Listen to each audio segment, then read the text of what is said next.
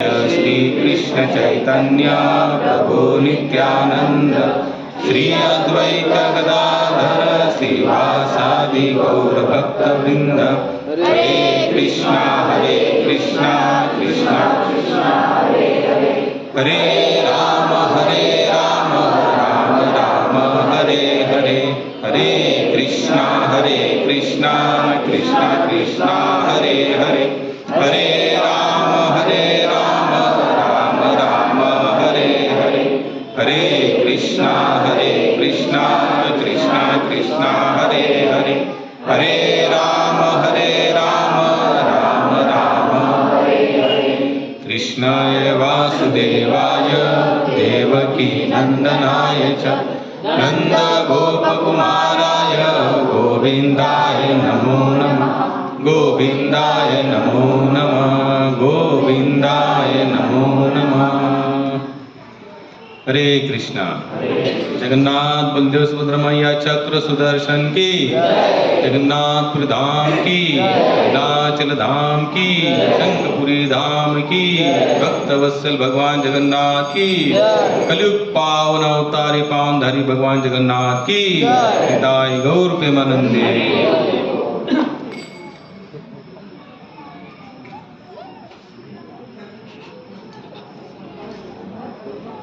हरे कृष्णा। आज क्या है विशेष? बोले न जोर से। कितने लोगों ने दर्शन किया आज टीवी पर? हाँ, यूट्यूब, टीवी, फेसबुक जो भी है, कितने लोगों ने दर्शन किए? और कितने लोग जाकर आए जगन्नाथपुरी? अच्छा, यानी कि बहुत कम लोग यहाँ पर गए हैं जगन्नाथपुरी। देखिए, हमारे शास्त्र के अनुसार 4 युग बताए गए। कितने? कौन से? सती, त्रेता, द्वापर और जो चल रहा है वो कलयुग है। 4 युगों के लिए 4 धामों की स्थापना की गई, क्योंकि जिस युग में जिस धाम की प्रधानता बताई गई तो उसी के अनुसार उस धाम को वहां पर रचा गया। जैसे सतयुग के लिए जिस धाम की स्थापना की, कितने लोग जानते हैं कि सतयुग के लिए कौन सा धाम था? अयोध्या धाम।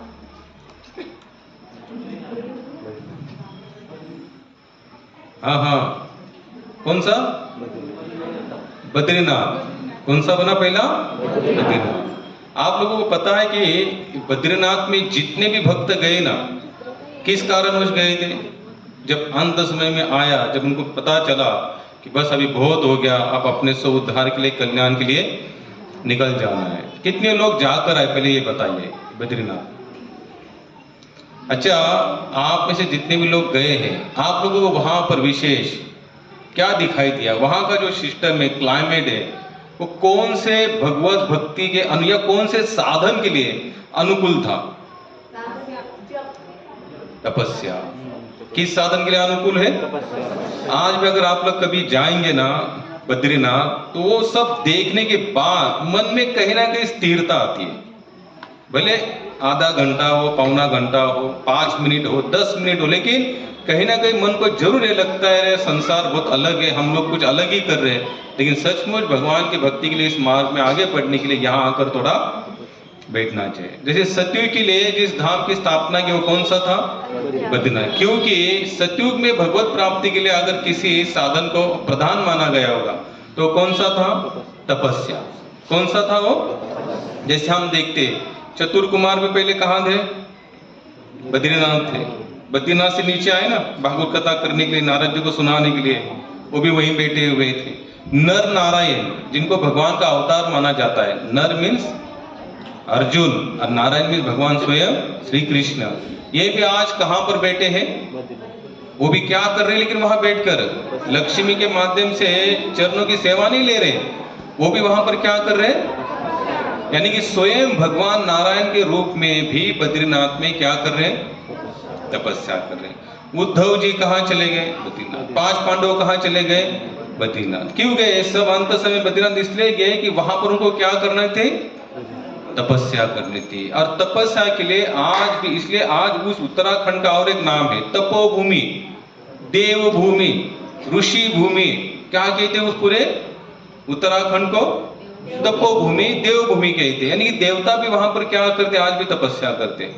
जैसे आप लोगों ने सुना होगा बद्रीनाथ जब 6 महीना बंद होता है ना, दिवाली से लेकर अक्षय तृतीया तक, जब 6 महीना दरवाजे बंद होते हैं, उस समय स्वयं देवी देवता आते वहां पर सेवा करने के लिए। नारद जी, ब्रह्मा जी, जो अनेक देवी देवता है वो वहां पर कहाँ आते, उस मंदिर में आते हैं। बद्रीनाथ जी के मंदिर में सेवा करने के लिए 6 महीना द्वार क्या होते पूरे, क्योंकि पूरा बर्फ से ढक दिया जाता है। वहां पर हम जैसे साधारण मनुष्य जा नहीं सकते, जाएंगे तो वहां पर उतना वो आसान नहीं है। तो सतयुग के लिए कौन सा धाम था? बद्रीनाथ। बाद में कौन सा युग आया? त्रेता युग। तो त्रेता युग के लिए स्वयं भगवान ने एक धाम की स्थापना की। कौन से? रामेश्वरम। भगवान राम तो त्रेता में आए थे, सती में नहीं थे। कब आए भगवान श्री रामचंद्र? त्रेता युग में आए। और त्रेता युग में आने के बाद कौन से धाम की उन्होंने स्वयं अपने हाथों से रामेश्वरम की स्थापना की। तो रामेश्वरम की स्थापना की वहीं पर की, रावण पर विजय प्राप्त करने के लिए। अभी हम लोग वहां नहीं जाएंगे तो कथा फिर अलग चली जाएगी। फिर हम द्वापर में आएंगे। द्वापर में भगवान ने और एक स्वयं धाम की स्थापना की। कौन से? द्वारिका। और की भी, और उसको बाद में डुबो भी डाला। क्यों डुबो डाला होगा? आप तो था ही हो, तो भाई भगवान ने सबके मुख के माध्यम से हर कोई क्रिया कर लेते हैं। क्योंकि द्वारका कैसी थी? सब सोने की थी। सोने की थी, इसलिए वो जानते थे भगवान अगर इस युग में कली का इंसान आएगा तो कम से कम किलो 1.5 किलो सोना यानी कि पुण्य करने के लिए आएगा और वो पाप करके जाएगा। मुझे अचानक से व्यंग याद आया। एक दिन ने पूछा कि भगवान श्री रामचंद्र जी ने रावण पर विजय प्राप्त करने के लिए बंदरों को क्यों चुना?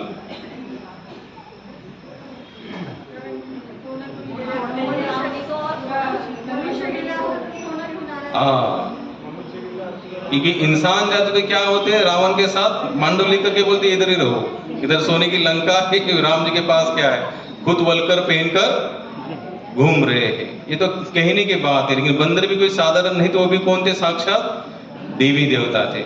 उसी तरह से हम लोगों ने अभी देखा सती, त्रेता, द्वापर, 3 युगों के लिए 3 धामों की स्थापना है। उसी तरह से कलयुग के लिए साक्षात जगन्नाथपुरी की स्थापना की गई। कौन से? जगन्नाथ। आज जहां पर आप लोगों ने देखा होगा न्यूज पर, टीवी पर, वहां से भगवान जगन्नाथ अपने मंदिर से बाहर आते हैं और कहां चले जाते हैं? अपने मौसी के घर। उस मंदिर का नाम क्या है? गुंडीचा। क्या नाम है? गुंडीचा। और एक कब तक रहेंगे अभी वहां पर? आषाढ़ी एकादशी। 9 दिन बाहर रहेंगे। कितने? 9 दिन बाहर रहेंगे। अब ये जगन्नाथ जो भगवान है, इनका जब आपने कभी स्वरूप देखा है, कैसे लगा आपका स्वरूप? उनका स्वरूप एक साधारण सा लगा, जैसे हम लोग फटाक, जैसे अभी राम जी को देखते हैं, भगवान श्री कृष्ण को देखते थे, तुरंत क्या होता है, पता चलता है भाई श्री कृष्ण कैसे है, बांसुरी पकड़, राम जी कैसे है, धनुष लेते। लेकिन जगन्नाथ जी का स्वरूप कैसे है? पूरा अलग थलग है। उनको देखने के बाद ये लगते नहीं कि भगवान है। कितने लोग तो जब हम कभी लेके गए थे शुरुआत में कुछ लोगों को, बोले भगवान है कि राक्षस है, क्योंकि किसी एंगल से भगवान लगते नहीं, क्योंकि ये स्वरूप हमारे देखने में नहीं है। हमको तो इतना ही पता है कि भगवान होंगे तो एक तो 4 भुजा होगी, शंख चक्र गदा पद्म होगा, एक तो ऐसे होंगे, नहीं तो मोर सर पर मोर मुकुट होगा, नहीं तो बांसुरीधारी होंगे। एक हमारे माइंड में क्या एक सेट हो चुका है कि भगवान ऐसे होते हैं। लेकिन ये भगवान कैसे आधा अधूरा स्वरूप लगता है इनका। हाथ देख के आप देखो, हाथ कैसे लग रहे हैं, एकदम यहां से आगे हाथ नहीं दिखते, और कमर के नीचे उनका कोई शरीर का अंग लगता ही नहीं कि हे करके। तो ये स्वरूप उन्होंने क्यों बनाया होगा? कितने लोग इसकी जानते कथा? हम लोग थोड़ा ज्यादा लेंगे तो चलेगा ना। वैसे अगर जगन्नाथपुर ऐसे नहीं गए तो ऐसे जाएंगे, ऐसे तो गए तो ऐसे जाएंगे। तो ये भगवान जगन्नाथ जी ने ये रूप धारण करने से पहले ही एक बार ये लीला द्वारका में की थी। कहां पर की थी? द्वारका में की थी। जैसे आप लोगों ने हजारों बार सुना होगा भागवत कथा के माध्यम से, जब भगवान श्री कृष्ण द्वारका में थे, कहां पर थे? कितने साल निकाले? बराबर। कितने साल निकाले? 100 साल निकाले। वृंदावन में 25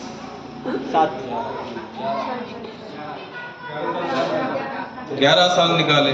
कितने साल निकाले? अब बताइए, जहां 100 साल जो इंसान जहां रहेगा, स्मृति वहां की अच्छी रहेगी, या जहां पर 10 साल निकाले, 11 साल निकाले, वहां की होगी? 100 साल निकाले वहां की।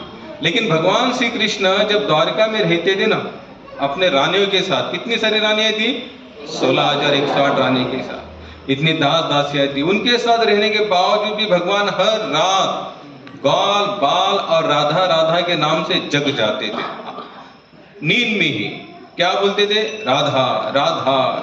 अपने ग्वाल बाल सखा गोपियों के नाम लेते थे और जग जाते थे। तो रानियों को थोड़ा सा अजब लगता था। बोले ये तो कितने साल रहे वहां पर? केवल 11 साल रहे, और हमारे साथ तो अब इतने सालों से रह रहे। लेकिन एक रात में भी भगवान श्री कृष्ण ने द्वारिका यानी कि वृंदावन के ग्वाल बालों को छोड़कर किसी अन्य का नाम नींद में नहीं लिया। ये थोड़ा अजब लग रहा है ना हमें। भाई यहाँ पर तो इतना सारा नाम ले रहे हैं और हम तो इतनी सेवा करते, और वहां पर तो कोई सेवा का इतना कोई अनुमान भी नहीं था। जैसे यहाँ पर हम देखते भगवान श्री कृष्ण के सेवा में 16,108 रानियां कंटिन्यू रही थी 24 घंटा। फिर भी भगवान ने कभी उनका, तब कभी कभी रानियां उनको पूछ लेती थी, भगवान ऐसे कैसे वो लोग इतनी सेवा करते थे, हम लोग क्या सेवा नहीं करते? बोले आप भी सेवा करते हो, लेकिन वृंदावन जैसी सेवा आपके माध्यम से नहीं हो पाती। जब भी कभी कभी रानियां पूछ लेती तो वहां के सेवा का स्वरूप बताए तो भगवान कुछ नहीं बोलते थे। भगवान कुछ नहीं बोलते, उस बात को हंसते हंसते टाल देते थे। संयोगवश एक बार वृंदावन से बलराम जी की मैया, कौन? बोलिए ना, रोहिणी माता। एक बार रोहिणी माता वृंदावन से कहां चले आई थी? द्वारिका। अब द्वारिका चले आने के बाद, अभी रोहिणी माता तो कहां रहती थी? पहले वृंदावन में रहती थी। तो जितनी भी रानियां थी उन्होंने सोचा क्यों ना रोहिणी माता के माध्यम से हम उनको पूछेंगे कि भगवान श्री कृष्ण की सेवा वहां पर ग्वाल बाल गो गोपिया राधा रानी कैसे करती थी, कि रात में आज भी भगवान श्री कृष्ण रहते हमारे साथ है, लेकिन रात में चिल्लाते तो उनके नाम से, उनके नाम लेते वो जग भी जाते। कभी कभी बोले ऐसी कौन सी सेवा, ऐसी कौन सी लीला वहां पर उनके साथ हुई, हम जानेंगे। किनके माध्यम से? रोहिणी माता के माध्यम से। क्योंकि रोहिणी माता कहां से चले आई थी? वृंदावन से चले आई थी। तो एक बार उसी समय रोहिणी माता जब द्वारिका में थी, उस समय भगवान श्री कृष्ण बलराम वहां पर थे नहीं, बाहर गए थे। तो सब रानियों ने एक प्लान बना, बोले यही एक अच्छा मौका है, इसी मौके में हम उनको पूछेंगे कि आप भगवान श्री कृष्ण और बलराम जी की लीला आप हमें सुनाइए, हम सुनना चाहते हैं कि उनकी वृंदावन में कैसी सेवा करती, कौन सी लीला हुई वहां पर ऐसे। तो उस समय रोहिणी माता को उन्होंने एक जगह पर बैठा दिया, बोले कि आप वो सब लीला आप हमको सुनाइए, कृष्ण बलराम यहाँ पर है नहीं, बोले बाहर गए हैं। तो रोहिणी माता कहती लेकिन अगर वो आएंगे तो फिर वो हमें डांटेंगे। क्यों डांटेंगे? बोले वो तो कौन सी लीला है? प्रेममय लीला है। याद रखना, भगवान की प्रेममय लीला समझने के लिए हमको प्रेमी बनना पड़ता है। क्या बनना पड़ता है? प्रेमी। अगर हम प्रेमी नहीं होंगे तो भगवान की कभी भी प्रेममय लीला समझ में नहीं आएंगी। कितने लोग तो लीला सुनते हैं और अपना दिमाग चलाते हैं। जो अपना दिमाग चलाते इस लीला सुनने के बाद वो कभी भी लीला में उतर नहीं सकते। प्रेमी की लीला समझनी तो पहले क्या बनो? प्रेमी बनो। जब हम प्रेम करना शुरू कर देंगे तभी जाकर उनकी लीला हम समझ सकते। तो रोहिणी माता पहले तो ना ना ना ना ना ना ना का पड़ा लगाती है, ना बोलती है, लेकिन बहुत रानियां फोर्स करते, बोले ठीक है मैं सुनाती हूँ, लेकिन द्वार पर किसी को खड़े करना, क्योंकि कृष्ण बलराम आएंगे तो अगर वो सुनेंगे कि मैंने उनकी सब लीला बताए तो हो सकते वो हमसे नाराज हो जाए। बोले कोई बात नहीं। तो उसी समय क्या बोलते हैं? सुभद्रा मैया तुम द्वार पर खड़े हो जाओ। अब सुभद्रा कहां पर खड़ी हो गई? द्वार पर। क्यों खड़ी हुई? क्योंकि कृष्ण बलराम आएंगे, आएंगे और सुनेंगे तो हमसे वो नाराज हो जाएंगे, क्योंकि जब उन्होंने ही आपको कभी कुछ सुनाया नहीं, अब हम सुनाएंगे तो शायद हो सकते हो हमसे नाराज हो जाए। हम नहीं चाहते कि भगवान हमसे नाराज हो करके। अब वहां पर सुभद्रा मैया बेटी है। रोहिणी माता ने लीला आरंभ की, भगवान की एक के पीछे एक, एक के पीछे एक, एक के पीछे एक लीला सुनाना शुरू कर दी। अब यहाँ पर जो सुभद्रा मैया बैठी थी द्वार पर, किस लिए बैठी थी कि कोई आए नहीं, यानी कृष्ण बलराम आएंगे तो मैं सचेत कर दूंगी कि कृष्ण बलराम आए हैं, कि आप अभी इसको स्टॉप कर दो। तो वहां पर सुभद्रा मैया तो वो भी उस लीला में मग्न हो गई। क्या हो गई? एक महात्मा कहते बोले भगवान की लीला सुननी न तो इस कथा को सुनो। लीला कैसी सुनी जाती है? हम भगवान की लीला सुनते तो किसी का फोन बजा, कहीं से आवाज आई तो हमारा ध्यान उधर चला गया। भगवान की लीला अगर सुननी है तो कहां से सुनो? कानों से तो सुनो सुनो, लेकिन उसको कहां लेके जाओ? हृदय तक। उसमें भाव प्रकट करो। क्या प्रकट करो? भाव। जब तक आप भगवान की लीला सुनते समय अगर आपके अंदर भाव नहीं प्रकट हो रहा है तो आप उस लीला का आनंद कभी नहीं ले पाओगे। असक्षम, असमर्थ रहोगे। समर्थ कब बनोगे? जब आपकी कुछ इच्छा होगी। उस लीला को सुनने के बाद आपको उस भाव में क्या करना है? उतर जाना है। अब यहाँ पर सुभद्रा मैया तो सुन रही, लेकिन सुभद्रा को भी ये भान नहीं रहा। वो भूल गई कि मैं यहाँ पर क्यों मुझे खड़ा किया गया है कि कृष्ण बलराम आए तो मैं इनको सचेत करूं। अब सुभद्रा भी उस लीला को सुनने में मग्न हो गई।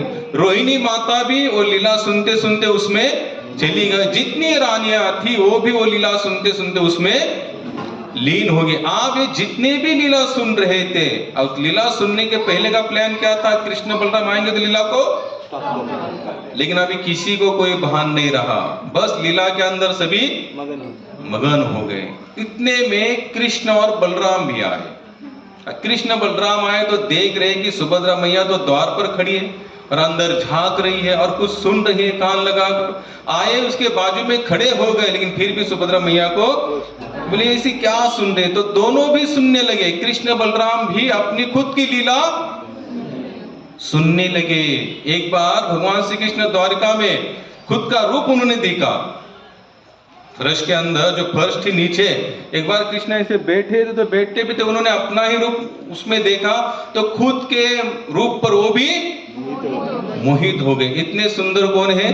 भगवान श्री कृष्ण है। आप वो लीला जब सुन रहे थे तो कृष्ण बलराम भी वहीं खड़े हो गए द्वार पर ही, और वो भी लीला सुनने लगे। आप देखो लीला सुनते सुनते आप किसी को कोई भान नहीं है, बस लीला के अंदर सभी, यानी कि रोहिणी माता भी रुकने का नाम नहीं ले रही, और जो रानियां थी वो भी ये नहीं बोल रही कि रुको हम देख के आती कृष्ण बलराम आएंगे। किसी को कोई, सब उस लीला के अंदर चले गए। और वो तो गए ही गए, लेकिन कृष्ण बलराम और सुभद्रा मैया भी उस लीला के अंदर प्रवेश कर गए। लेकिन यहां पर हुआ क्या कि लीला सुनते सुनते सुनते कृष्ण बलराम और मैया सुभद्रा का रूप बदल गया। उनका शरीर ऐसा अकुंचित हो गया, यानी कि हाथ उनके छोटे हो गए, पैर उनके छोटे हो गए। एक लीला सुनते सुनते शरीर की ये अवस्था उनकी होती है। चैतन्य महाप्रभु का अगर हम कभी जीवन चरित्र लेंगे तो कितनी बार महाप्रभु ऐसी लीला सुनते सुनते नाम कीर्तन करते करते बेहोश होते थे। एक बार तो दरिया में चले गए, 7-8 दिन के बाद बाहर आए लीला सुनते सुनते। और हकीकत है, देखिए आप जैसे कितने लोग इस पर विश्वास करते हैं कि लीला सुनने के बाद हमारी जितनी भी बाह्य अवस्था है ना, अंतर अवस्था और बाह्य अवस्था दोनों स्टॉप हो जाती है, फुल स्टॉप लग जाता है, वहां पर बंद हो जाता है। हनुमान दास पोद्दार जी का नाम सुना है आप लोगों ने? कितने लोगों ने सुना है हनुमान दास पोद्दार जी का नाम? हाँ। गीता प्रेस का नाम सुना है? गीता प्रेस, गीता प्रेस में बहुत सारे बुक लिखी थे उनके भी। हनुमान दास पोद्दार बहुत बड़े व्यापारी थे, और आज भी आप देखेंगे कभी जाएंगे गोरखपुर में तो बहुत अच्छा उन्होंने जो गीता प्रेस की जो रचना की, बहुत बड़ा योगदान उनका भी रहा है। एक बार, और उनके अंदर सचमुच भगवान का लीला हमेशा चलती रहती थी, उनके अंदर ऐसे आवेश आते थे। एक बार लेटरिन चले गए और कम से कम 12 घंटा बाहर नहीं आए। कितना? 12 घंटा बाथरूम में जाने के बाद। तो क्योंकि वो वहां बैठ गए और भगवान की कोई लीला याद किया और उस लीला में प्रवेश कर गया। यानी कि शरीर की बाह्य और अंतर अवस्था इसका कोई लेन देन बाद में रहता नहीं। यानी कि शरीर की भूख प्यास लघु शंका दीर्घ शंका इंसान सब कुछ भूल जाता है उसमें, क्योंकि वो उस शरीर में रहता ही नहीं। वो कहां चला गया? लीला में चला गया। और ये होता है आज भी, ऐसे बहुत सारे साधु संत हैं जो भगवान की लीला में प्रवेश करते हैं और उनको सचमुच राधा कृष्ण जगन्नाथ जो भी उनके आराध्य है वो सब कुछ उनको देखना शुरू हो जाते हैं। अयोध्या जाएंगे तो हनुमानगढ़ी में आज भी हनुमान जी विराजमान है। मणिरत्न करके एक पर्वत है, वहां पर हनुमान जी रोज एवरी डे 24 आवर्स में से एक बार वो वहां पर आते हैं।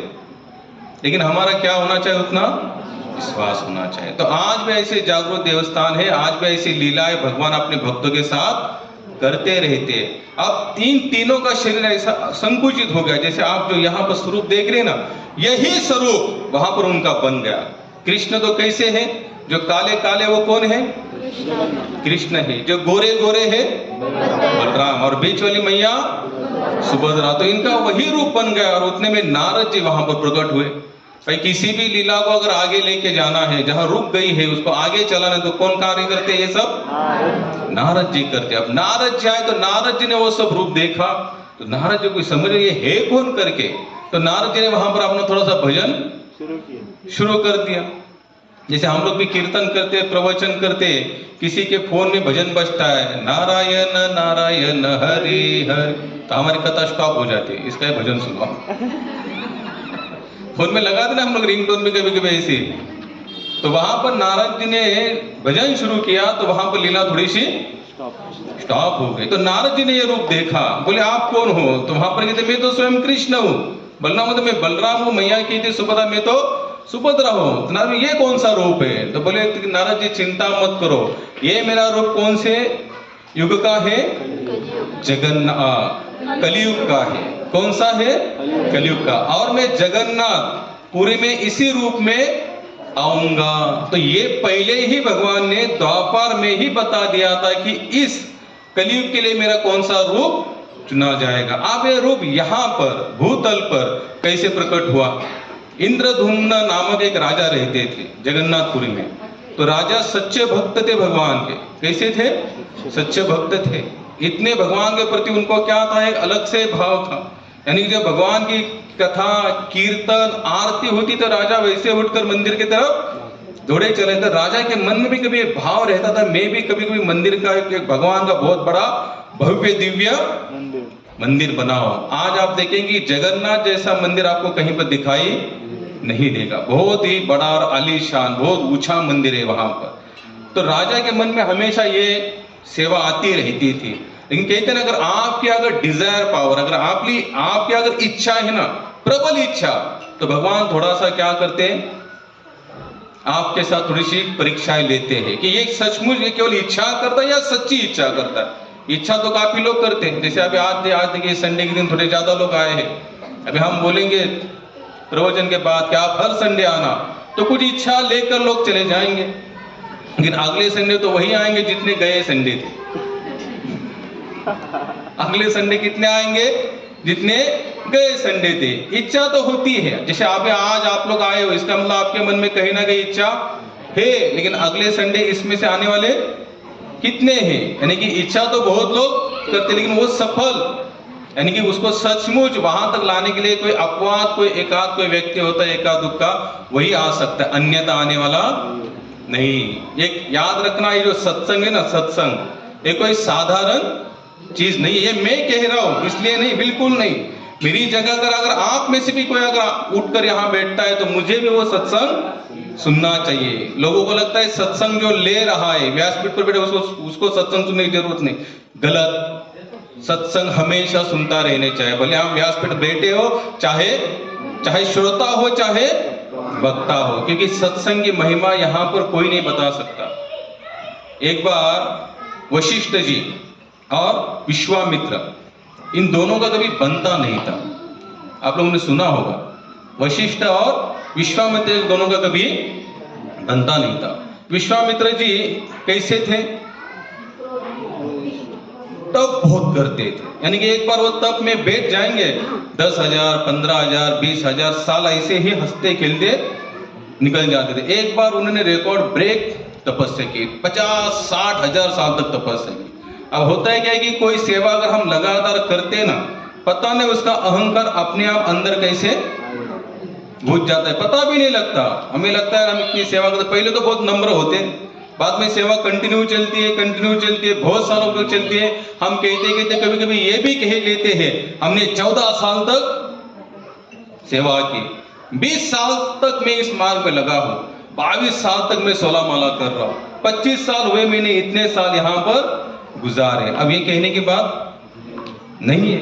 अगर भगवान की शक्ति के सामने देखा तो हमारे 20, 22, 25 साल बहुत बड़ा काल नहीं है। तो विश्वामित्र ने एक बार इतनी बहुत बड़ी तपस्या की और आकर उन्होंने वशिष्ठ जी को कहा, बोले आपकी तपस्या तो बहुत नॉर्मल है, मैंने तो कितनी साल तपस्या की? 50-60 हजार साल तक तपस्या की। तो दोनों में थोड़ा सा अनबन हुआ। वशिष्ठ जी कहते भाई देखो, भगवान की भक्ति, सेवा, पूजा अर्चा ये भी कोई साधारण काम नहीं, ये भी तो तपस्या के रूप में ही गिना जाता है। विष्णु बोले वो छोड़ दो, तुमने कितनी साल की मुझे बताओ तपस्या? बोले मैंने तो की, लेकिन मैं भी कुछ कम नहीं हूँ, मैंने भी जो भी कुछ छोटी मोटी सेवा वो भी मेरे लिए भगवान, मेरी सेवा मेरी जान थी। तो दोनों में फैसला करने की बारी आई, कौन श्रेष्ठ, किसकी तपस्या श्रेष्ठ। तो वशिष्ठ जी का कहना क्या था?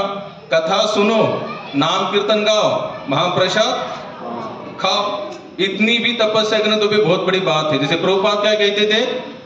Chanting, dancing, fisting. हम लोग हर संडे आपको बुलाते हैं, आप यहाँ पर आइए, भगवान का नाम लीजिए, नाम में नाचिए और जाते समय पेट भरकर दबाकर भरकर और बचा हुआ तो भरकर भी लेके जाइए। हमारा कुछ नहीं कह रहा है, फिर भी आने के लिए लोग तैयार नहीं है। अब वो उनका भाग्य उनके साथ। तो अब फैसला करने की बारी आई। तो फैसला करने के बारे बोले जाएंगे कहाँ? तो बोले ठीक है, भगवान के, बोले भगवान के पास नहीं, भगवान का अवतार का अवतार है, शेषनाग के पास जाएंगे। कहाँ जाएंगे? शेषनाग। तो शेषनाग के पास गए, हमारे शेषा अवतार जो है उनके पास गए। अब उनके सर पर हमेशा क्या होती है? पृथ्वी। ये पूरा ब्रह्मांड जिन्होंने झेला हुआ है, अपने सर पर लिया, वो कौन है? शेषनाग है। ये पूरे, भले हमको अब आधुनिकता के यंत्र तंत्र के माध्यम से इतना ही लगता है कि बस ये घूम रहा है, इसको किसी का कोई सपोर्ट नहीं, लेकिन अगर शास्त्र, भागवत, इन ग्रंथों का आधार लेते हैं तो इसका सपोर्ट एक है। वो कौन है? साक्षात शेषावतार, हमारे बलराम जो हमारे लक्ष्मण जी है, वही है ना शेषावतार। तो उनके पास गए, हरे कृष्णा, उनके पास गए और उनके पास जाने के बाद दोनों ने कहा हम दोनों में श्रेष्ठता इस बात से लगी है कि तपस्या श्रेष्ठ की सत्संग श्रेष्ठ। या भगवान की साधारण से जो छोटी मोटी सेवा कर लेकिन मन से कर रहे वो श्रेष्ठ। तो शेषनाग बोलते इसका फैसला तो मैं अभी कर दूंगा। बोले कैसे? बोले आप लोग क्या करना, आप, आपके पास जितना भी तपस्या, पुण्य का, सत्संग का जो भी फल है, फल लगाकर मेरे सर में जो इतने सालों से मैं इसको लेकर घूम रहा हूं, पृथ्वी को, अगर आपके पास तपस्या का बल है तो मेरे सर से इसको थोड़े समय के लिए हटा लो और आपके तप के बल पर उसको खड़ा कर दो। तो विश्वामित्र बोलते मैं तो कर ही लूंगा, क्योंकि 60,000 कोई साधारण सी बात नहीं। तो बोले आप हट जाइए। तो उन्होंने क्या किया? विश्वामित्र ने पहले तो अपनी तपस्या का पूरा बल लगा दिया। जैसे शेष जी ने अपना सर हटा लिया और पृथ्वी तप के बल पर तो थोड़ी खड़ी हो गई, लेकिन लड़खड़ाने लगी। क्या होने लगी? लड़खड़ाने लगी। आप सोच सकते हैं, जो एकदम स्लो जो चल रहा है गोला और अचानक से लड़खड़ा जाए तो अंदर क्या होगा? पूरा भूकंप आएगा, सुनामी आएगा यहाँ पर। तो लड़खड़ाने लगा तो अंदर की पूरी सृष्टि हिलने लगी।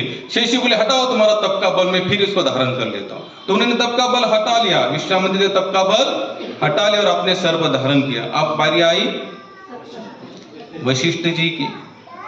तो शेष जी कहते आप कौन सा बल लगे? बोले मैंने बस कभी कभार 1-2 बार सत्संग किया, उसी का बल मैं थोड़ा लगाना चाहता हूँ। कौन सा बल? सत्संग का। बोले लगा दो। तो विश्वामित्र मनी मन बोलते 60,000 साल के तब से कुछ नहीं हुआ और कभी कभी सुनाया हुआ बातों का सत्संग का बल लगा रहे। बोले ये तो ऐसे ही गिर जाएगी, मेरी तो थोड़ी लड़खड़ा है लेकिन इनकी तो बुड़ जाएगी गिर जाएगी। तो उन्होंने क्या किया? वशिष्ठ जी ने मनी मन कहा कि मैंने जो कुछ सत्संग का जो कुछ फल होगा मेरा, वो आप इसको लगा दो। और शेष जी वहां से नीचे से हट गए, इन्होंने पूरे सत्संग का बल लगा दिया। पृथ्वी जैसी की जैसी स्थिर रही। कैसी रही?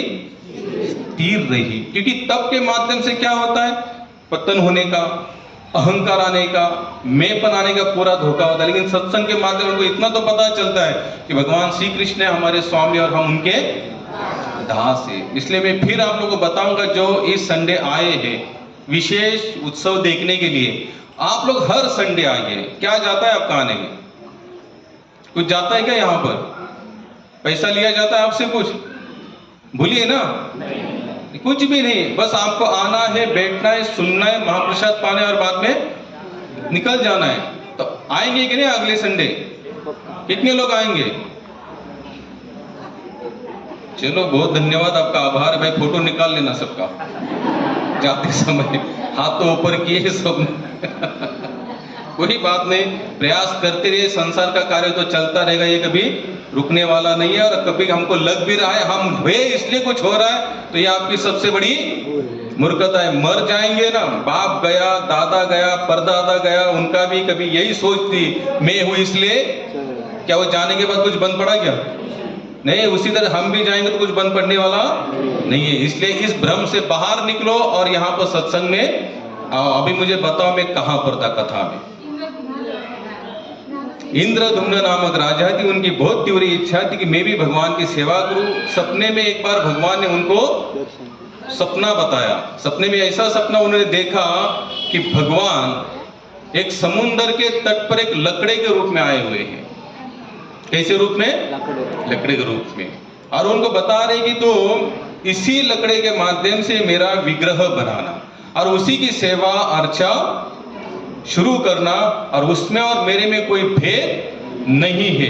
अभी तो राजा तो जैसे उन्होंने सपना देखा तो तुरंत सपने से जग गए। और जागने के बाद ये नहीं सोचा चलो मैं सुबह जाऊंगा देखूंगा, अभी फिर से सो जाओ 2 बजे रात में कहाँ जाऊंगा दरिया के तट पर। नहीं, राजा उसी समय निकले दरिया के तट पर। तो उन्होंने देखा है वहां पर एक बहुत बड़ा लकड़ा आया, उसे कहते हैं दारू ब्रह्म। क्या कहते हैं? दारू ब्रह्म, यानी कि बहुत बड़ा लकड़ा। तो उन्होंने देखा, देखने के बाद राजा सोचने तो लगा अब ये तो है एक पूरा का पूरा पीस है, अब इसमें से भगवान का विग्रह कैसे बनाएंगे? तो सुबह तो राजा ने राह देखी तो सभी जितने भी कारपेंटर थे उस समय के, जितने भी महानुभाव संत महंत जितने भी, सबकी राय ले ली। बोले ठीक है, अब इसका हम क्या करेंगे, एक आकार देंगे। अब जितने भी कारपेंटर थे साधारण, जो वो आते थे क्या, जैसे छनी लगा दी तो छनी टूट जाती थी। सबने प्रयास किया, पूरा दिन प्रयास किया, बड़े बड़े लोग आए वहां पर कारागिर, लेकिन किसी से वहां पर उसको एक छनी तक स्पर्श करने में सभी असक्षम थे। राजा फिर सोचने लगा ये क्या हुआ।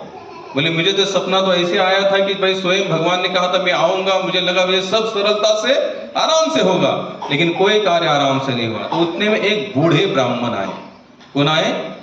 बूढ़े ब्राह्मण आए। अब वो उनको कहा जाता है शास्त्र में स्वयं कौन थे? साक्षात विश्वकर्मा थे। कौन थे?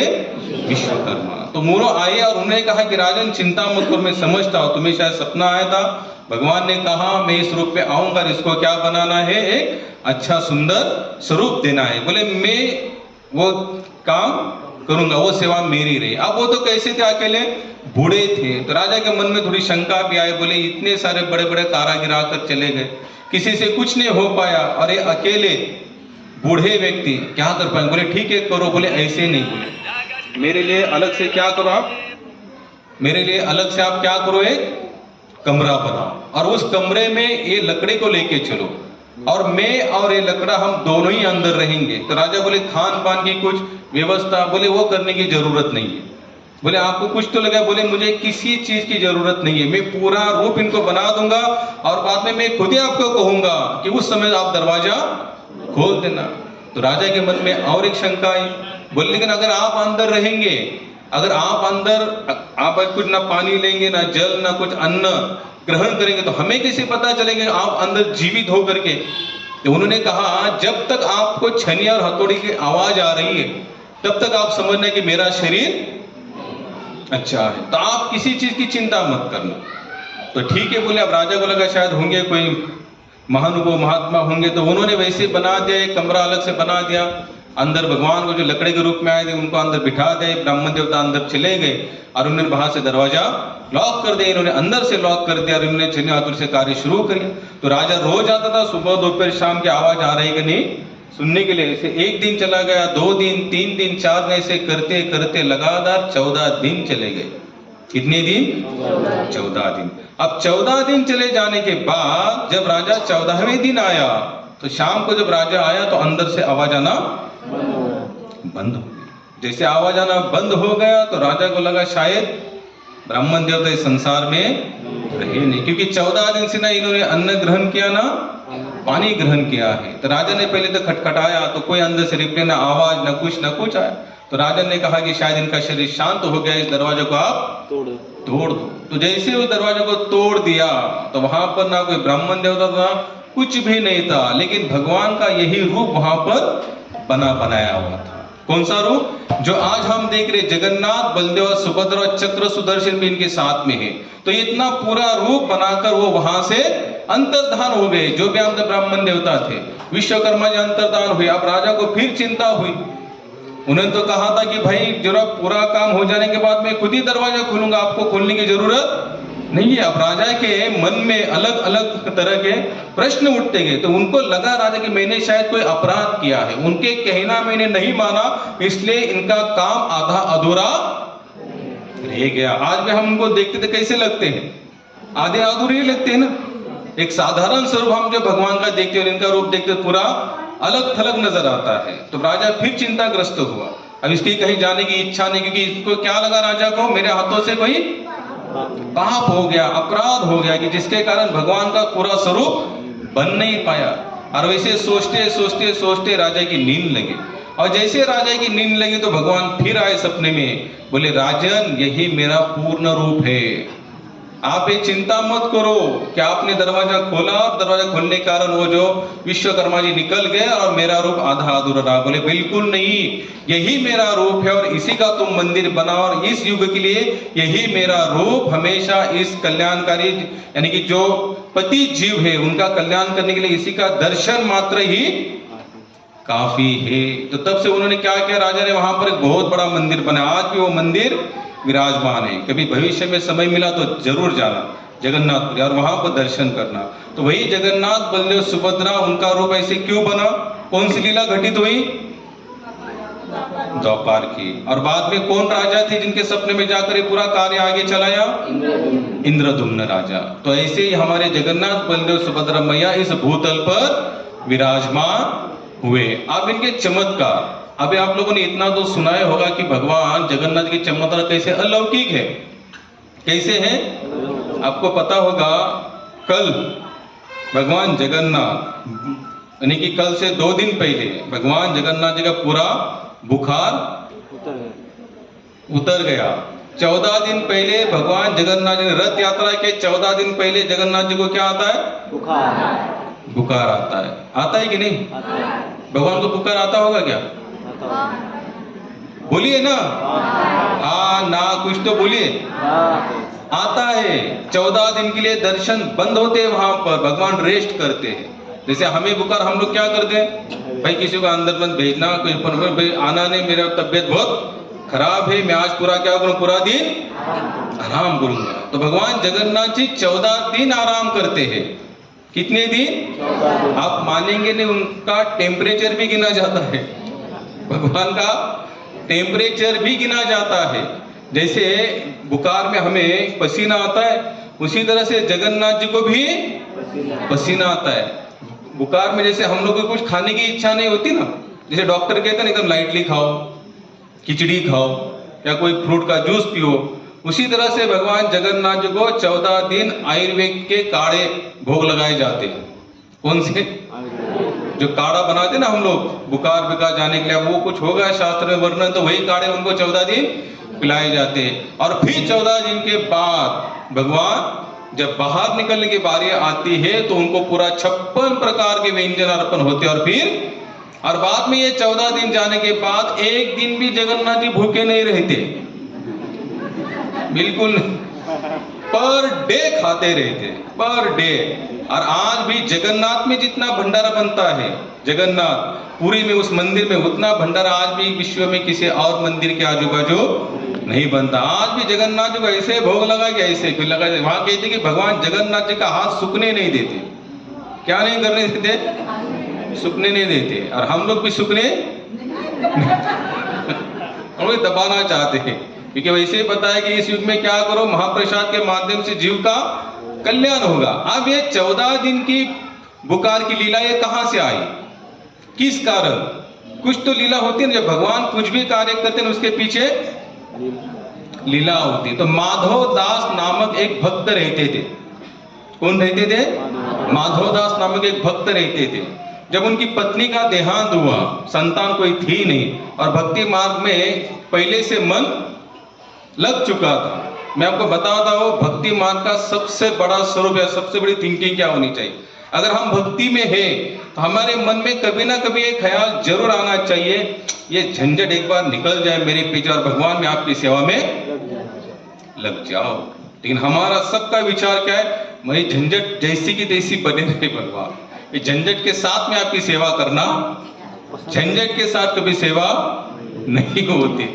तो माधव दास की पत्नी का जब देहांत हो गया तो माधव दास ने बोला चलो ठीक है जो भी हुआ अच्छा हो, मैं पूरी तरह से भगवान की सेवा में क्या करूंगा, लग जाऊंगा। तो माधव दास सब कुछ छोड़ छाड़ कर कहां चले आए, जगन्नाथपुरी। हालांकि माधव दास की बहुत बड़ी कथा है, लेकिन ये 14 दिन बुखार की लीला और माधव दास का जीवन इसका बहुत नजदीकी संबंध है। कहा जाता है एक बार माधव दास जी बीमार पड़े। क्या हुए? बीमार। अब अकेले थे, कोई साथ में रहता नहीं था और इतने बीमार हुए कि यहां तक कि उनकी लघु शंका दीर्घ शंका जगह पर होती थी। अब अकेले रहने वाले महात्मा के साथ अगर कोई नहीं होगा तो कितना गंदा होगा वो सब कुछ, होगा कि नहीं? अब वो सब कुछ गंदा हो, लेकिन वो इस तरह से इतने असक्षम थे, वो कुछ भी करने के लिए सक्षम नहीं थे। यानी कि खुद की टट्टी भी साफ करने के लिए उनके अंदर ताकत नहीं थी। तो उस समय कौन आते थे? स्वयं साक्षात परब्रह्म जगन्नाथ जी आते थे और जगन्नाथ जी आकर सब कुछ उनका साफ करते थे। तो ये काफी दिन चला और थोड़े थोड़े जब भगवान ने उनकी जब देखभाल शुरू की तो उनके शरीर के अंदर थोड़े से प्राण आने लगे, थोड़े सचेत होने लगे, थोड़ी सी उनके अंदर ताकत आने लगी।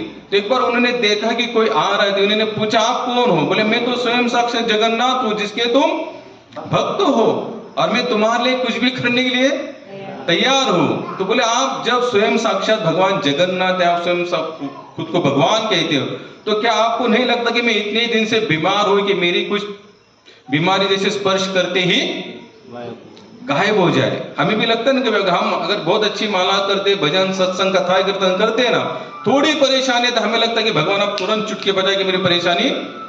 भगवान की लीला कोई नहीं जान सकता, यहाँ वो कुछ भी कर सकते। महाराज के संत तुकाराम महाराज पैर में कीड़े पड़े उनके, क्या पड़े? कीड़े। अब कितने लोगों को लग सकता है कि भक्ति मार्ग में जो इतने बड़े पहुंचे हुए महात्मा के साथ अगर ये कंडीशन होती है तो हम किस खेत के मूली हैं? हमारे साथ थोड़ा सा अनबैलेंस इधर उधर हो गया तो हम सोचते हैं इतना भजन करने के बाद भी ये रिजल्ट, उनको क्या रिजल्ट? पैर में कीड़े पड़ना कहां तक ठीक है? अगर हमारे पैर में कीड़े पड़ेंगे, रोज सत्संग में जाते, भजन करते, पूजन करते हैं, नाम लेते हैं, सब कुछ प्रचार प्रसार करते हैं, अगर कीड़े पड़े लोग क्या कहेंगे? पापी, महापापी। क्या है? पापी। ये भक्ति का नाटक करता है। अगर ये भक्त होता तो इसके साथ ऐसा नहीं होता ना। भगवान की लीला और भगवान की योजना सब अलग थलग, इसको समझना इतना आसान नहीं है। तो माधव दास जी को इस तरह से रोग हुआ, थोड़े से ठीक हुए, भगवान से बात की, भगवान आप इतने दिन से आपको नहीं लगता कि मेरा रोग आप दूर करेंगे? इस रोग के कारण मैं तो आपकी सेवा भी कर नहीं पा रहा हूं। तो बोले कोई बात नहीं, मैं क्या एक काम करता हूं। अभी बोलते नहीं, देखो कर्म के अनुसार सबको थोड़ा बहुत तो भोगना। बोले थोड़ा बहुत? बोले इतने दिन से एक जगह पर लेटा पड़ा हो, मेरा ना भजन हो रहा है, ना सेवा, ना आपका दर्शन, आपके मंदिर आ रहा आप कहते बस थोड़ा बहुत है। बोले मैं नहीं चाहता भगवान मुझे इससे थोड़ा सा दूर करना। तो बोले देखो और कुछ दिन, थोड़े दिन बचे हैं, थोड़े दिन और बचे। और आप मुझे बता रहे कि थोड़े दिन बचे और मैं आपका इतना सत्संग करता, अपने शास्त्र के माध्यम से इतना सब बड़े बड़े बातें आपने कह दी कि मेरा भक्त का कभी नाश नहीं होता, मैं मेरे भक्त की पूरी जिम्मेदारी लेता हूं। मेरी जिम्मेदारी लेने में आपका क्या जाता है? क्या बोल रहे यहां पर माधव दास? हे जगन्नाथ, मेरी जिम्मेदारी लेने आपको क्या जाता है? जब माधव दास इस तरह से कहते तो भगवान भी थोड़ा मोहित हो जाते। भगवान भी भक्त पर मोहित है, भक्त ही भगवान पर मोहित होता है ऐसा नहीं, भगवान भी भक्त पर, लेकिन वो भक्त भी उस क्वालिटी का चाहिए, भक्त भी उस क्वालिटी का चाहिए। भगवान भी भक्त के लिए कुछ भी करने के लिए समर्थ है, लेकिन हमारी समर्पण शरणागति भी वैसी चाहिए। भगवान मुझे इतना कह रहे कोई बात नहीं, तो माता साहब बोलते कितना दिन बाकी है तो बताओ। तो भगवान कहते आओ 14 दिन बाकी है। बोले कितना दिन बाकी है? माता कहते भगवान मैंने आपको काफी दिन से आपका ना कीर्तन किया, ना भजन, ना आपका दर्शन पाया है, ना आपका प्रसाद खाने की मेरी इच्छा हो रही है, और ये 14 दिन तो मुझे बिल्कुल भोगने की इच्छा। भगवान कहते चिंता मत करो, बचे हुए 14 दिन की बीमारी में खुद ले लूंगा। क्या किया जगन्नाथ जी ने? बचे हुए 14 दिन की बीमारी खुद ले ली। और आज भी जो भगवान 14 दिन तो बीमार रहते, उसके पीछे कौन सी लीला है? भगवान कभी बीमार नहीं होते, लेकिन एक भक्त के लिए वो कुछ भी करने के लिए, क्योंकि न मैं भक्त्या प्रणाशयन्ति, मेरे भक्त का मैं कभी नाश होने नहीं देता। जब ये भगवान जब बीमार होते हैं, लोग कहते जगन्नाथ जी बीमार, जगन्नाथ जी नहीं बीमार पड़े, वो तो उस भक्त की लीला कंटिन्यू करने के लिए उन्होंने 14 दिन की बीमारी अपने सर पर। एक महात्मा ने कहा फिर भाई उसी समय 14 दिन भगवान भी बीमार हुए होंगे तो वहां पर लेन देन खत्म हो गया ना। 14 दिन की इनकी बीमारी थी, भगवान उसी समय 14 दिन बीमार हुए। बीमार होने के बाद फिर हर साल 14 दिन बीमार पड़ने का कारण क्या? हर साल 14 दिन बीमार पड़ने का कारण क्या? तो एक भक्त कहते इसलिए है क्योंकि भगवान हमेशा जिस तरह से स्वयं इस भूतल पर खुद की लीला गवाना चाहते हैं, उसी तरह भगवान भी चाहते कि मेरी भक्त की भी लीला हमेशा इस संसार में चलते रहे। जैसे तुकाराम महाराज आज नहीं है, ज्ञानेश्वर महाराज आज नहीं है, आज भी इतने 7, 8, 10 लाख लोग जा रहे हैं और एक ही नारा लगाते हैं, ज्ञानेश्वर माऊली, तुकाराम माऊली, ज्ञानेश्वर माऊली। क्यों? 1200 साल में, आज कम से 1100 साल हुए ज्ञानेश्वर महाराज को जाकर, तुकाराम महाराज को कम से कम 350, 400 साल हुए, फिर भी आज उनके नामों का डंका बज रहा है। क्यों बज रहा है? क्योंकि भगवान ने उनको इस भूतल पर उनकी लीला ऐसी रखी हमारे सामने। आज भी हम लोग ज्ञानेश्वर महाराज के अभंग गाते हैं, तुकाराम महाराज का अभंग गाते हैं, और उसी अभंग पर कितने सारे लोगों का कल्याण हो रहा है। तो ऐसे हमारे जगन्नाथ भगवान है। तो ऐसे जगन्नाथ तो सुप्रसिद्ध है, और भगवान जगन्नाथ जी का महाप्रसाद भी प्रसिद्ध है। अब महाप्रसाद कैसे, आप लोगों ने इतना तो सुना होगा, उनका किचन ही कितना तो बहुत बड़ा किचन है। हंडे के ऊपर हंडे, हंडे के ऊपर हंडे, हंडे को ऐसे हंडे रख दिए जाते हैं, और चमत्कार क्या है कि ऊपर से पकते पकते पकते पकते नीचे आता है। ऐसे आज भी चमत्कार वहां पर होता है। वहां का जो, और वहां का जो पानी है, नगर पालिका पानी नहीं है, दरिया एकदम नजदीक है, लेकिन वो उस मंदिर में कुएं खोदे गए हैं, उस कुएं का आज भी मीठा पानी है। कैसा पानी है? मीठा। और वही कुएं से पानी लेकर वहां पर सेवा होती है। वहां पर जो भोग बनाते ना, पंडा जो अंदर होते हैं, उनको पहला पेट भरकर खिलाते हैं। क्या करते हैं? दबा कर खिलाते हैं। क्यों खिलाते हैं? उनका मन उसमें जाए नहीं। और जैसे वो लोग बना कर लाते तो डायरेक्ट पहले कहाँ चला जाता है? भगवान के पास। और बाद में वो आनंद बाजार में बिल्कुल नहीं। भगवान को भोग लगने के बाद भगवान के मंदिर के, जगन्नाथ के मंदिर के पीछे विमला देवी जी का मंदिर है। किसका? माता पार्वती का मंदिर है। तो माता पार्वती को भोग लगता है, तब जाकर ही पूरे हम तक पहुंचता है। अब ये जो भगवान का डायरेक्ट भोग, जो जैसे आप लोग और जगह पर भी जाते हैं, तो जो डायरेक्ट भगवान को जो लगाया हुआ भोग कभी हमारे पास आता है क्या? बोलिए ना, नहीं आता। वहां पर कोई दुकानें बिकाने लगी हुई रहती है, हम वहां से लगाते हैं, फिर भोग चढ़ता है, फिर वो आता है। लेकिन जो भगवान को नियम से लगाया हुआ भोग, जैसे 7, 8 बार अपने अपने सिस्टम से भोग लगता है, तो वो भोग कभी हमारे पास डायरेक्ट नहीं आता। वो फिर वहीं के महात्मा जो भी होंगे अंदर, उनको पहले खिलाया जाता, बच्चा तो फिर हमारे पास है। लेकिन यहाँ पर उल्टा काम है। जो हमारे पास जो भोग आ रहा है ना आनंद बाजार में, इसका कारण कौन है? विमला देवी। कौन है? विमला देवी। इसके पीछे एक कथा है। क्या है? कथा है। एक बार नारद जी कैलाश में चले गए। कहाँ गए? शिव जी के पास। और शिव जी के पास जाने के बाद उन्होंने कहा कि काफी दिनों से मेरी इच्छा थी कि मैं वैकुंठ में जाकर भगवान का महाप्रसाद पाऊं, लेकिन बोले ऐसा कभी मुझे मौका ही नहीं मिलता। और नारद जी कहते मैंने बहुत बार सुना था कि जो कोई भगवान का उच्चिष्ट पाता है ना, यानी कि स्वयं भगवान ने पाया उच्चिष्ट, तो उसकी भक्ति क्या होती है? बढ़ती है। लेकिन जैसे हम लोग भी भगवान का भोग पाते हैं, लेकिन हमारी भोग बुद्धि बहुत कम है, हमारी भोग बुद्धि ज्यादा है। यानी कि भगवान का भोग समझकर हम बहुत कम पाते हैं, और हम जीवा का भोग समझकर उसको ज्यादा ग्रहण करते हैं। जैसे अगर हमने प्रसाद बना दिया, एक में नमक कम हुआ, प्रभु जी थोड़ा रामरस रामरस रामरस खट्टा कम हुआ। प्रभु जी आज अचार नहीं है, खिचड़ी आज अचार नहीं, जिलेबी केवल खिचड़ी है आज, अचार नहीं। अचार के साथ क्या होता है, खिचड़ी थोड़ी खट्टी मीठी। हमारी भोग बुद्धि कहाँ है, प्रसाद बुद्धि कहाँ है? हमारी तो भोग बुद्धि है, हम तो जीवा के भोग के पीछे भाग रहे। अगर प्रसाद की बुद्धि होगी तो उसमें चाहे नमक हो चाहे ना हो, वो चाहे जला हुआ हो चाहे अच्छा हो, चाहे तीखा हो खट्टा हो, कोई भी टेस्ट ना हो, लेकिन फिर भी हम उसको क्या करेंगे, खाएंगे। जगन्नाथपुर में एक रघुनाथ दास करके थे, उनकी देखो प्रसाद बुद्धि कितनी हाई लेवल की थी। वो हमेशा सोचते कि इस जगन्नाथ में जो भी कुछ यहाँ वहां भी जो गिरा हुआ है वो भी क्या है, महाप्रसाद प्रसाद, ये महाप्रसाद है, क्योंकि स्वयं भगवान जगन्नाथ जी इसको पाते हैं। तो एक आश्रम के बाहर वो हमेशा खड़े जहां भंडारा चलते थे, तो भंडारा जब लोग पत्ते फेंकते हैं, जो पत्ता होता है खाने के बाद क्या फेंक देते, तो उसमें थोड़ा बहुत तो बचा हुआ रहता है, लेकिन ये फिर भी ये कब खाते थे, जब कोई कुत्ता गाय सब कुछ खाकर चले जाए वहां से, अब कोई नहीं खा रहा है, तब जाकर वहां ढूंढते और उसमें से प्रसाद निकालकर फिर हम स्वयं ग्रहण। इसे कहते हैं प्रसाद बुद्धि। तो इतनी आसान नहीं है, प्रसाद से भी हमारी भी बुद्धि बदलेगी, लेकिन पहले तो हमारे भाव होना चाहिए क्या है, प्रसाद है। तो नारद जी ने शिव जी को कहा, मैंने तो काफी संतों के मुख से भी सुना है, शास्त्र में लिखा है कि भगवान विष्णु का डायरेक्ट उच्चिष्ट अगर जो कोई खाता है तो उसे क्या होती है, भगवत प्रेम की अनुभूति होती है। और मैं अब सोच रहा हूं कि मैं वैकुंठ चला जाऊंगा, तो जाऊं, काफी दिन तो गया नहीं, लेकिन आप जाऊंगा तो जरूर भगवान का उच्चिष्ट पा कर ही आऊंगा। तो ये सोच लेकर नारद जी कहां चले,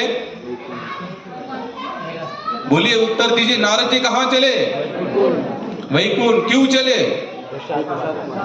क्यों प्रसाद पाने के लिए गए थे? पीछे से आवाज ही नहीं आ रहा है, माता जी बोला थोडं, आज जगन्नाथांचं काय आहे ते ऐकताय, कारण की ते मंदिरातून बाहेर आलेत। आज जगन्नाथ क्या हुए, 9 दिन के लिए मंदिर से बाहर है। क्यों बाहर आए हैं भाई, भक्तों को दर्शन देने के लिए, भक्तों की मनोकामना को पूर्ण करने के लिए, क्योंकि वहां पर जैसे एक ही कास्ट जाता है ना मंदिर के अंदर, केवल हिंदू जाएंगे, मुसलमान क्रिश्चियन अदरवाइज कोई भी कास्ट को अंदर एंट्री नहीं है, तो उनके लिए भगवान आज बाहर आते हैं। तो नारद जी चले गए वैकुंठ, क्योंकि भगवान का प्रसाद पाएंगे तो हमें भी भगवत प्रेम की अनुभूति होगी। ज्यादा जप करने की जरूर नहीं, प्रसाद पाओ और अनुभूति को प्राप्त करो। कितना आसान है, कि जप करना तो इतना आसान है कि नहीं, बोलिए ना, जप करना आसान है कि आसान नहीं है? तो कितने लोग करते हैं, देखो आवाज तो बहुत है, ऐसा लगे सब बोल रहे हैं। कितने लोग कहते हैं, हाथ थोड़े से ऊपर है। व्यंग बातें कितने करते हैं? अगर आप जाएंगे ये नारायण बापू चौक में, यहाँ के आप हर एक चौक में जाना, जो रिटायरमेंट लोग ये सभी वहां पर बैठे हुए रहते हैं। कभी आप लोग को मौका मिला था जरूर जाना, उनके साथ बैठना, 1 महीना 2 महीना बैठना, एक ही घसी पीटी बात रोज की रोज वही चर्चा करते हैं, घर की चर्चा। कौन सी नई बात है, कोई नई बात है क्या? लेकिन भगवत चर्चा कैसी है, आनंद देने वाली है। भगवत चर्चा कैसी है, सुख प्रदान करने वाली है। भगवत चर्चा एक दिव्य आनंद को हम लोग क्या होते हैं, यहाँ पर हमारा कनेक्शन होता है। लेकिन कब, जब हम भगवत चर्चा करते हैं। तुकाराम महाराज तो यहाँ तक पता है, जो कान भगवान नाम कथा कीर्तन नहीं सुनते और जो संसार की बातें सुनते, वो कान नहीं, वो सर्पों के बिल है। जो चूहे होते ना, चूहे जिस बिल में घुस जाता है, वो कान क्या है, वो है। कितनी बड़ी उपमा दी उन्होंने कहा है, हमने नहीं कहा है। किसने कहा है? तुकाराम महाराज ने। तो हमारे नारद जी चले, कहाँ चले? वैकुंठ। क्या? अब वो जानते थे भाई आसानी से तो मिलने वाला नहीं है भाई, कोई भी चीज प्राप्त करने तो थोड़ा सा तपस्या तो करनी पड़ेगी। तो वहां चले गए। चले जाने के बाद माता लक्ष्मी को कहा कि मैं कुछ सेवा करना चाहता हूँ भगवान की। देखो सिस्टम कैसी है, हम लोग यहाँ पर बिना सेवा का मेवा चाहते हैं, तो नारद जी भी जानते बिना सेवा का मेवा मिलने वाला नहीं है। तो नारद जी ने कहा कि मैं कुछ सेवा कर, बोले करो। 1 नहीं 2 नहीं से 11 साल निकल गए, लेकिन उच्चिष्ट मिलने का नाम नहीं। अब नारद जी भी जाने का नाम नहीं ले रहे। तो माता ने पूछा लक्ष्मी ने कि आप इतने दिन से यहाँ सेवा कर रहे हो, तो ठीक है, बोले अच्छी बात है, लेकिन कुछ संकल्पना है क्या? बोले आपने तो हमारी मन की बात पूछी। बोले मेरे एक संकल्प लेकर आया, 11 साल पहले आया हूँ। कितने साल पहले? 11 साल। और एक ही संकल्पना मन में, कौन सी? भगवान का उच्चिष्ट मिल जाए बस। अब भगवान को जब उन्होंने कहा नारद जी ने माता से, बोले माता एक ही संकल्पना है कि मुझे भगवान का उच्चिष्ट मिले। माता ने कहा इतना आसान तो नहीं है, लेकिन फिर भी मैं प्रयास करूंगी, फिर भी मैं, क्योंकि तुम्हारी सेवा से मैं भी अति प्रसन्न हुई हूँ, मैं भगवान से थोड़ा कह के देखूंगी, दिया ठीक नहीं तो कोई ना कोई जुगाड़ तो मैं करके तुम्हें दे दूंगी। तो माता ने कहा, तो नारद जी ने कहा इतना आसानी से तो मिलने वाला है नहीं। तो माता समझ गए, बोले आप आसानी से देने वाले नहीं तो क्या करें चाहिए? जब सीधा उंगली से घी नहीं निकला तो ईडी करनी चाहिए। तो माता लक्ष्मी ने कहा एक बार भगवान ने उच्चिष्ट, यानी कि भगवान पा रहे थे, तो रोज के नेम के अनुसार माता ने थोड़ा सा ज्यादा परोस दिया। अब ज्यादा भगवान क्या नहीं जानते, तो सब जानते। बोले वो भी जानते तो थे, नारद जी 11 साल से लगे पड़े, क्यों? भगवान ने कहा कि थोड़ा छोड़ो, मैंने ना बोल दिया तो भगवान ने मेरी जो पत्नी है लक्ष्मी ने अपना माइंड चला दिया, तो थोड़ा सा ज्यादा उनको दे दिया, तो थोड़ा सा छूट गया। और छूटते उन्होंने बोला आज मैं नारद जी की इच्छा पूर्ण करूंगा। माता लक्ष्मी ने वो बचा प्रसाद क्या क्या नारद जी को दे दिया। जैसे नारद जी ने उस प्रसाद को पाया तो नाचते नाचते नाचते नाचते कहां तक पहुंचे? कैलाश तक पहुंचे। कहां पहुंचे? भाई जिस काम के लिए आए थे वो तो उनको मिल गया ना, जो प्रसाद चाहता, उच्चिष्ट चाहता, भगवान का मिल गया। उन्होंने जैसे पाया तो भाव विभोर हो गए, और बिना बजाते बजाते बजाते नारायण नारायण नारायण करते करते कहां पहुंचे? स्वामी नारायण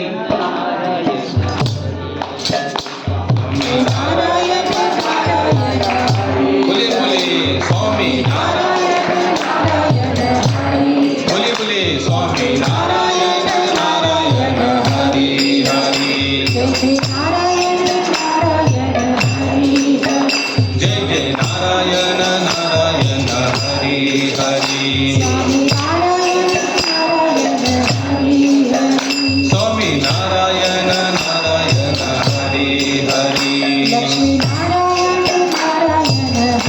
बोलिए बोलिए जोर से लक्ष्मी नारायण नारायण हरि हरि, सत्यनारायण नारायण हरि हरि, सत्यनारायण नारायण हरि हरि, नारायण नारायण हरि हरि, जय जय नारायण नारायण हरि हरि।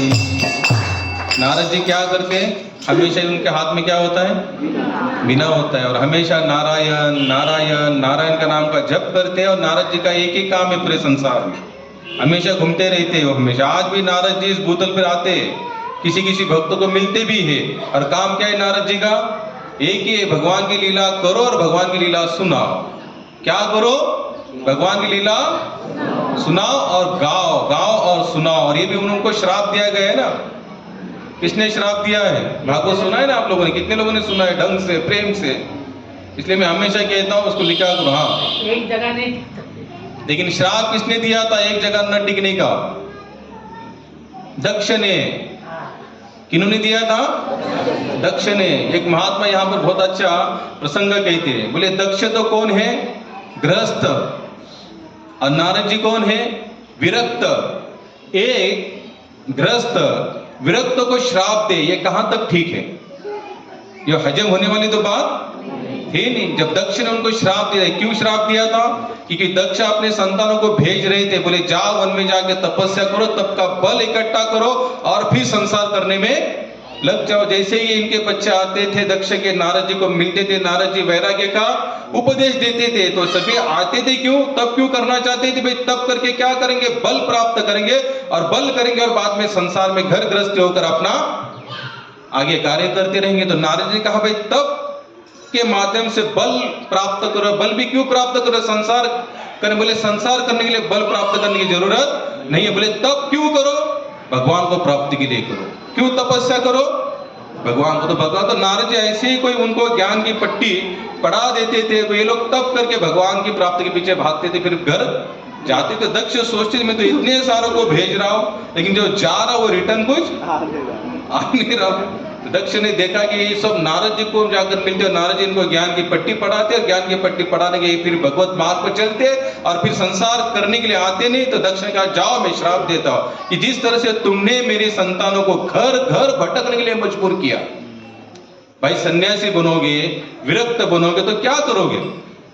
यहां से वहां, वहां से वहां, वहां से आपको क्या करना पड़ेगा? हमेशा भटकना पड़ेगा। तो दक्ष ने श्राप जैसे मेरे बच्चों को भटकने तुमने मजबूर किया, जाओ बोले नाथ मैं भी श्राप देता हूं, तुम किसी भी समय एक समय पर इस भूतल पर कभी टिकोगे नहीं। तो नारद जी ने हंसते हंसते उसको स्वीकार किया और दक्ष का आभार व्यक्त किए। क्या किया? अब श्राप देने वाले का आभार व्यक्त करना यह कोई महात्मा ही कर सकता है। तो दक्ष ने पूछा आभार क्यों दे रहे हो मुझे? बोले आपके कारण मैं क्या करूंगा, मैं एक जगह पर तो टिकने वाला नहीं हूं और जहां पर भी जाऊंगा मैं क्या करूंगा? भगवान नाम का प्रचार करूंगा। नारद मुनि बजाए बिना, और बिना बजाते बजाते क्या करते? पूरे संसार में नाम का प्रचार करते। तो उसी तरह से नारद जी ने महाप्रसाद को ग्रहण किया। ग्रहण करने के बाद भाव विभोर हुए और होते होते कहां नाचते नाचते आए? कैलाश में आए। कैलाश में आए शिव जी उनको रोकते, जैसे तैसे करके शांत करते। बोले इतना आज आनंद विभोर क्यों? बोले मैं 11 साल पहले तो आपको कहा था मैं कहां जा रहा हूं, वैकुंठ क्यों जा रहा हूं? प्रसाद पाने, भगवान का उच्चिष्ट पाने। और आज मेरा भाग्य खुल गया तो मुझे भगवान स्वयं माता लक्ष्मी ने उच्चिष्ट दिया और उसको पाने के बाद मैं वैकुंठ से लेके कैलाश तक नाचते नाचते आ रहा हूं। कहां से? वैकुंठ से लेकर कैलाश तक नाचते नाचते आ रहा हूं। तो मेरा बीच में कहीं पर मुझे ऐसा अनबैलेंस हुआ नहीं, क्योंकि मेरे अंदर वो भाव उमड़ पड़ा। तो बोले इतना अच्छा हुआ? बोले इतना, यानी कि थोड़ा सा प्रसाद पाया और आपको इतना बड़ा भाव हुआ? बोले हाँ। तो आपको ऐसा नहीं लगा कि मेरे लिए कुछ छुपा के रखिया, मेरे लिए कोई थोड़ा बहुत कुछ आप बचाए कि नहीं? बोले आपके लिए तो मैंने कुछ बचाया नहीं। बोले देखो शायद आपने जिस हाथों से कहा होगा, खाया होगा, वहां पर एक आध दो कण प्रसाद के लगे होंगे। नारद जी ने जहां बोला एक छोटा सा कण लगा हुआ है। अब देखो नारद जी ने तो पूरा हथेली भरकर खाया और उसमें से भी एक कण बचा था। तो शिव जी ने कहा चलो ठीक है, इतना ही कण मुझे आप दे दो। और उतने में क्या किया? शिव जी ने नारद जी के हाथों को लगा हुआ छोटा सा प्रसाद का कण ले लिया और उसे पा लिया। अब ये तो पहले ही महाभागवत है। शिव जी का काम क्या है? वैष्णवा नाम यथा शंभो। सबसे बड़े वैष्णव कौन है? भगवान शिव जी। ज्ञानेश्वर महाराज कहते हैं हरि हरि हरि मंत्र हा शिवाचा। शिव जी का एक ही तो मंत्र है, हरि हरि हरि राम राम राम। शिव जी कुछ नहीं करते कैलाश में बैठकर, उनका एक ही काम। लोग कहते हैं शिव जी की तीसरी आंख खुल गई, बोले नहीं वो तो लास्ट का काम है, तब तक वो एक ही काम करते। क्या काम करते हैं? कथा करते और कथा सुनाते हैं। माता पार्वती हमेशा कथा सुनती है और शिव जी कथा करने का काम करते हैं। उन दोनों का, गृहस्थी वालों का एक ही काम है, हमेशा भगवान का नाम लो और भगवान का नाम सुनाओ। तो शिव जी ने जब उस छोटे से कण को ग्रहण किया तब शिव जी यहाँ पर भाव विभोर होकर नाचने लगे, तांडव शुरू। अब नारद जी का नाचना अलग है और शिव जी का नाचना अलग है। भाई एक साधारण व्यक्ति कोई नाचे प्रोफेशनल, उसका अलग लगता है, और कोई कैसे भी नाच रहा है उसका थोड़ा अलग हो गया। अब हमारे शिव जी का तो एक ही डांस फेमस है, तांडव डांस। अब जैसे वो भाव विभोर तो तांडव शुरू हो गया। अब तांडव शुरू होगा तो भूतल है, पूरा ब्रह्मांड हिलने लगा। सबको लगा भाई ये तो अभी तो समय है नहीं, बोले एक्सपायर डेट है तो बोले अभी से इतना ब्रह्मांड क्यों हिल रहा है? तो सब ने शांत करने का प्रयास, नारद भी शांत करने के होने के लिए तैयार नहीं। आखिर कौन आई? अर्धांगिनी माता पार्वती। तो पार्वती जैसे तैसे कर शांत किया। बोले आप इतना अचानक से तांडव नृत्य क्यों शुरू किया आपने? बोले ये अपने आप हो गया। क्या हुआ अपने आप? बोले नहीं कुछ तो कारण होगा। बोले कारण ऐसा है कि लेकिन कारण जो है वो तांडव नृत्य वाला नहीं है, लेकिन वो मैंने कारण हो जाने के बाद मेरा नृत्य। बोले कौन सा कारण है? बोले नारद जी वैकुंठ से चले आए, महाप्रसाद को ग्रहण किया, उनके हथेली पर छोटा सा कण लगा था महाप्रसाद का और मैंने उसको ग्रहण किया और मैं भी भाव विभोर होकर नाचने लगा। तो माता पार्वती नाराज हो गई। बोले आपको नहीं लगा थोड़ा मेरे लिए रखना चाहिए? वैसे आपको लगा कि नारद जी ने आपके लिए रखना चाहिए, वैसे आपको नहीं लगा कि मेरे लिए रखना चाहिए? तो यहाँ पर माता पार्वती नाराज होगी, रुष्ट हो गई उनसे। बोले मैं अभी आपसे बात नहीं करूंगी। लेकिन माता पार्वती मन ही मन सोचने लगी कि भगवान श्री कृष्ण या विष्णु जी का इतना उच्चिष्ट पाने के बाद अगर ये सब जीवों का इस तरह से भगवत प्रेम प्राप्त हो सकता है, अब मैं कुछ ऐसी योजना बनाऊंगी कि ये पूरा भगवत प्रसाद पूरे इस भूतल के पतित जीव है उनको भी आसानी से प्राप्त हो जाए। क्या हो जाए? आसानी से प्राप्त है। जब आपका संकल्पना अगर अच्छी होती है ना, सबका हित की अगर संकल्पना होती है, भगवान अपने आप आपको सहयोग देते हैं। जब भगवान को पता चला माता पार्वती ने ऐसा संकल्प लिया है, इन दिनों ने तो अपने खुद का देखा, नारद जी ने शिव जी ने अपना ही देखा ना, उनको मिला, उनको लगा बस इतना हो गया, काफी हो गया, इन्होंने और के बारे में सोचा नहीं। लेकिन माता पार्वती की सोच क्या थी? अगर इन दोनों ने महाप्रसाद पाने से अगर ये अवस्था जीव की हो सकती है, तो जो यहाँ इस भूतल पर जो जीव हम लोग घूम रहे, हमारा कल्याण कैसे होगा? तो माता पर संकल्पना ऐसी की कि मैं कुछ भगवान की ऐसी प्रार्थना करूंगी कि वही प्रसाद में सब में बांट दूं। तो भगवान बोलते चिंता हो, तो भगवान वहां पर आए, प्रसन्न हुए, बोले कोई बात नहीं माता पार्वती, मैंने आपकी इच्छा में पूर्ति करूंगा। बोले मेरा इस भूतल पर कलयुग के लिए सुप्रसिद्ध धाम है कौन सा? जगन्नाथपुरी, और वहां पर मुझे हमेशा भोग लगता रहेगा, और वही भोग जो मैं खाऊंगा वही लोगों तक जाएगा। लेकिन इसका कारण तुम बनोगे, क्योंकि मुझे जब भोग लगेगा तो वही भोग, आज भी अगर आप लोग जाएंगे तो जगन्नाथ मंदिर के पीछे विमला देवी का मंदिर है, तो भगवान जगन्नाथ का जितना भी भोग लगता है सब बाहर आता है और पहले कहां चला जाता है? विमला देवी के पास। और विमला देवी के पास जाने के कारण उन्होंने तो क्या संकल्पना की थी? ये केवल जो मेन पुजारी है उनको नहीं चखने को मिलेगा, तो सबको मिलेगा।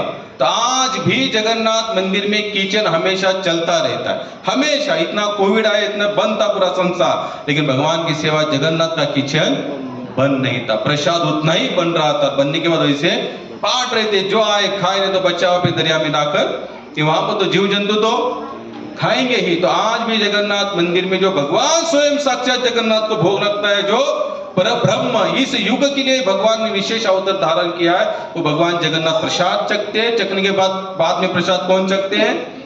विमला देवी, माता पार्वती। और वही पार्वती माता ने पाया हुआ प्रसाद फिर कहाँ चला आता है? आनंद बाजार में। और वही आनंद बाजार आने के बाद आप और हम जैसे लोग जाकर वहां पर प्रसाद पा सकते हैं। तो भगवान की दूसरी कृपा, पहली कृपा कौन सी? इस युग में उन्होंने स्वयं अवतार धारण किया। कैसे? एकदम सादे सरल है भगवान जगन्नाथ, बहुत दयालु है। आप अगर भगवान जगन्नाथ मन से जो भी कुछ मांगोगे भगवान 100% देंगे, तो सभी देते। लेकिन जगन्नाथ जी इतना कोई ताल मोल देखते नहीं, कैसे हो, क्या नहीं। आज को पता है आपको, आज भी सिंह द्वार है भगवान जगन्नाथ जी के मंदिर में। 4 द्वार है, सबसे महत्वपूर्ण द्वार है सिंह द्वार। वहां पर एकादशी मैया को उल्टी बांध के रखा हुआ है। कैसा बांधा एकादशी को?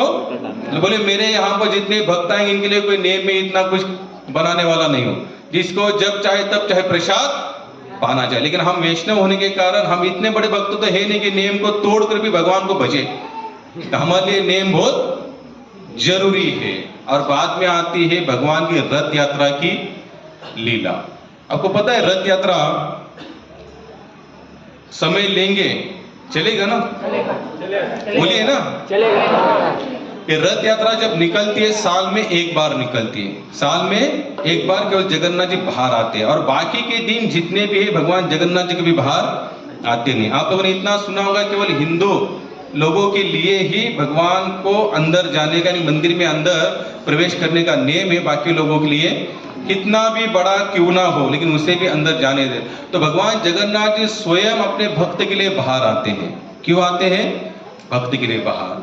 और वो जब बाहर आते फिर वो जात पात बिल्कुल, हालांकि भगवान ऐसे भी जात पात देखते नहीं। कितने लोग तो इस मार्ग में आने के बाद भी उनको जाति पाति का क्या होता है? समाज का अपना एक रुतबा होता है। किस चीज का?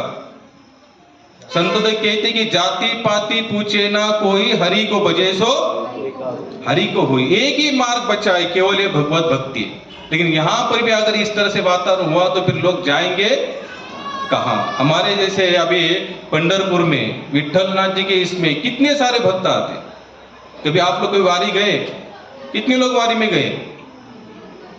हाँ, जब हम लोग वारी में जाते तो हम कभी देखते हमारे बाजू में कौन चल रहा है, किस कास्ट का है, किस समाज का है, किस संस्कार का है, हम कुछ भी नहीं देखते। लेकिन हम पूरे बस सब साथ मिलकर क्या करते हैं? केवल भगवान नाम का कीर्तन करते हैं। नाम का कीर्तन करते करते करते सब साथ में चलते हैं। और यही की तो मार्ग केवल भगवत भक्ति, यहाँ पर एक कभी भी होना नहीं चाहिए। लेकिन आज लोगों ने यहाँ पर भी बंटवारा कर दिया। क्या कर दिया? अरे हमारा सबसे बड़ा दुर्भाग्य है। और ये अब से नहीं, पहले से चलते आ रहा है। ये अभी से नहीं, कब से चलते आ रहा है? पहले से। इसलिए भगवान क्या कहते हैं कि हे अर्जुन, कोई एक मुझे तत्व से जान सकता है, सभी लोग जान सकते नहीं। और कर्म के अनुसार हमारे क्या किए?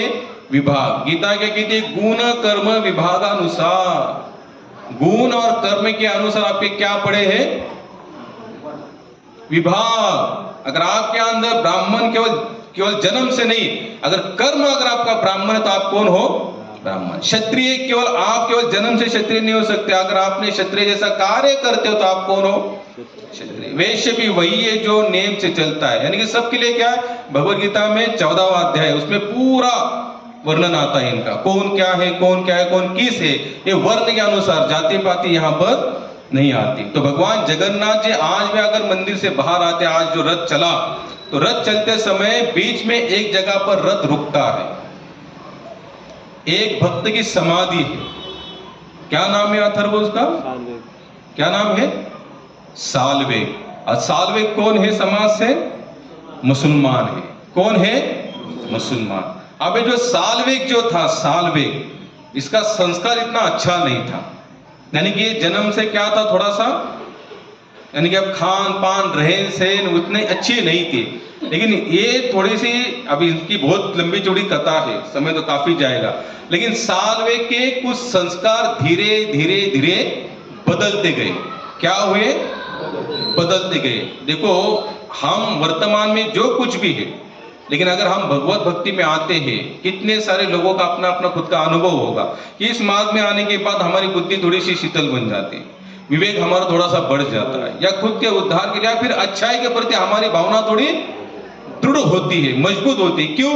क्योंकि इस भक्ति मार्ग का सबसे बड़ा लक्षण क्या है कि हमारे गंदे संस्कार निकल जाते हैं और अच्छे अच्छे संस्कार हमारे अंदर इनपुट करते हैं। इसलिए तो नामदेव महाराज नाम घेता वाया गेला कोने। जिसने नाम लिया है और कभी फेल गया, ऐसा मुझे एक बताना बोले। क्यों? क्योंकि उनको भगवान नाम पर पूरा क्या था? विश्वास था। तो ये साल्वेग जो थे, कास्ट से थे, मुसलमान, संस्कार बचपन में अच्छे नहीं थे, लेकिन शादी एक ऐसे औरत के साथ हुई, वो एकदम भगवान जगन्नाथ जी की कट्टर भक्त थी। कैसी थी?